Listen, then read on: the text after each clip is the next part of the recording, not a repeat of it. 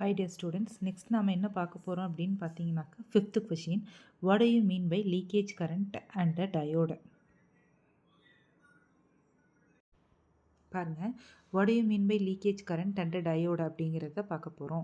இப்போ நம்ம இப்போ தான் சொன்னோம், நமக்கு ரிவர்ஸ் பயஸ் அப்படின்னு சொல்லும்போது எப்படி இருக்கும் அப்படின்னு பார்த்தீங்கன்னா, இங்கே நமக்கு வோல்டேஜ் இருக்கும், இங்கே வந்துட்டு என்ன வச்சுருப்போம், கரண்ட் வச்சுருப்போம். இதை ரிவர்ஸ் வோல்டேஜ்னு சொல்லுவோம், இதை ரிவர்ஸ் கரண்ட் அப்படின்னு சொல்லுவோம். ரிவர்ஸ் வோல்டேஜில் மைனாரிட்டி அண்ட் மெஜாரிட்டி சார்ஜ் கேரியர்ஸ்னோட டிஃப்யூஷன் வந்துட்டு கம்மியாக தான் இருக்கும். அப்போ நமக்கு இருந்தாலும் கூட கொஞ்சோண்டு அளவுக்கு மைனாரிட்டி சார்ஜ் கேரியர்ஸ் ட்ராவல் ஆகிறதுனால யார் கிடைப்பாங்கனாக்கா ஒரு கரண்ட் கிடைக்கும் அப்படின்னு சொல்கிறோம். அந்த கரண்ட்டுக்கு நம்ம என்ன சொல்கிறோம்னா லீக்கேஜ் கரண்ட் அப்படின்னு சொல்கிறோம். அதனால தான் நம்மளுடைய கிராஃபில் ஃபார்வர்ட் பயஸ் கேரக்டராக இருந்ததுன்னா இப்படி கிடைக்கும், அதுவே ரிவர்ஸ் பயஸாக இருந்ததுன்னா இந்த மாதிரி கிடைக்குது. அப்போ இந்த ஒரு ரீஜியனை தான் நம்ம என்னன்னு சொல்கிறோம்னு பார்த்தீங்கன்னாக்கா லீக்கேஜ் கரண்ட் அப்படின்னு சொல்கிறோம். ஓகேவா?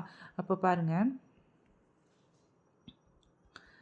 what do you mean by leakage current in a diode? Under reverse biasing, ஓகேவா, ரிவர்ஸ் பயஸ் கண்டிஷனில் very small amount of current flows across the junction in a diode.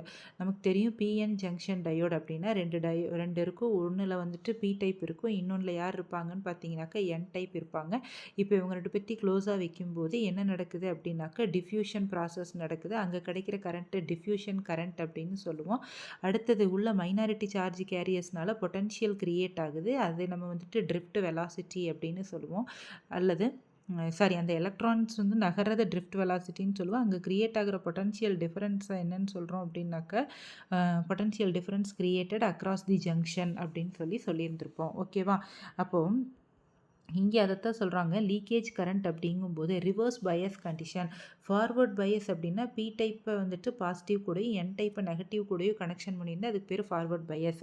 அதுவே ரிவர்ஸ் பயஸ் அப்படிங்கிறது என்னென்னு பார்த்தோம்னா பி டைப்பை நெகட்டிவ் கூடயும் அடுத்தது என் டைப் செமிகண்டக்டரை பாசிட்டிவ் கூடயும் connection கொடுத்துருந்தோம்னா அதுக்கு நேம் என்ன சொல்கிறோன்னா ரிவர்ஸ் பயஸ் அப்படின்னு சொல்கிறோம். அப்போது இந்த ரிவர்ஸ் பயஸ் கண்டிஷனில் என்ன நடக்குதுன்னா ஸ்மால் அமௌண்ட் ஆஃப் கரண்ட்டு எந்த ரேஞ்சுனா மைக்ரோ ஆம்பியர் கரண்ட் மட்டும் தான் எங்கே ஃப்ளோ ஆகுதுன்னா ஜங்ஷனில் ஃப்ளோ ஆகுது. இது எதனால் ஃப்ளோ ஆகுது? மைனாரிட்டி சார்ஜ் கேரியர்ஸ்னால ஃப்ளோ ஆகுது. இப்போ மைனாரிட்டி சார்ஜ் கேரியர்ஸ் அப்படின்னா பி டைப்பில் யார் வந்துட்டு மெஜாரிட்டியாக இருப்பாங்க? ஹோல்ஸ் அதிகமாக இருக்கும். அப்போ யார் வந்துட்டு மைனாரிட்டியாக இருப்பாங்க? எலக்ட்ரான்ஸ். அதுவே என் டைப்பில் மெஜாரிட்டி யார் இருப்பாங்க? எலக்ட்ரான். அப்போ மைனாரிட்டி யார் இருப்பாங்க? ஹோல்ஸு. இப்போ இந்த ஹோல்ஸ் அண்ட் எலக்ட்ரானுடைய ரீகாம்பினேஷனால் கிடைக்கக்கூடிய கரண்ட்டை நம்ம என்னன்னு சொல்கிறோன்னு பார்த்தீங்கன்னாக்கா ரிவர்ஸ் கரண்ட் அப்படின்னு சொல்கிறோம். அப்போ it is due to minority charge carriers. This current is called leakage current or reverse saturation current. ஓகேவா? Under reverse biasing very small current flows across the junction in diode. It is due to minority charge carriers. This current is called leakage current or reverse saturation current. ஓகேவா? Next பாருங்கள், draw the input and output wave forms of a full wave rectifier அப்படின்னு சொல்கிறோம். ஓகேவா? இப்போது full wave rectifier அப்படிங்கும்போது என்ன பண்ணுது அப்படின்னு பார்த்தீங்கன்னாக்கா இது போத் இன்புட் சிக்னலுடைய பாசிட்டிவ் அண்ட் நெகட்டிவ் ஹாஃப் சைக்கிள்ஸை நமக்கு ரெக்டிஃபை பண்ணி கொடுக்குது. ஹாஃப் வேவ் ரெக்டிஃபையர் அப்படின்னா அது ஒரே ஒரு சைக்கிள் மட்டும்தான். இப்போ ஃபுல்லாக நம்ம இப்படி கொடுக்கறதுல ஹாஃப் வேவ் ரெக்டிஃபையர் என்ன பண்ணும் அப்படின்னா பாசிட்டிவ் ஹாஃப் சைக்கிளை மட்டும்தான் ரெக்டிஃபை பண்ணும், நெகட்டிவ் ஹாஃப் சைக்கிள் வராது.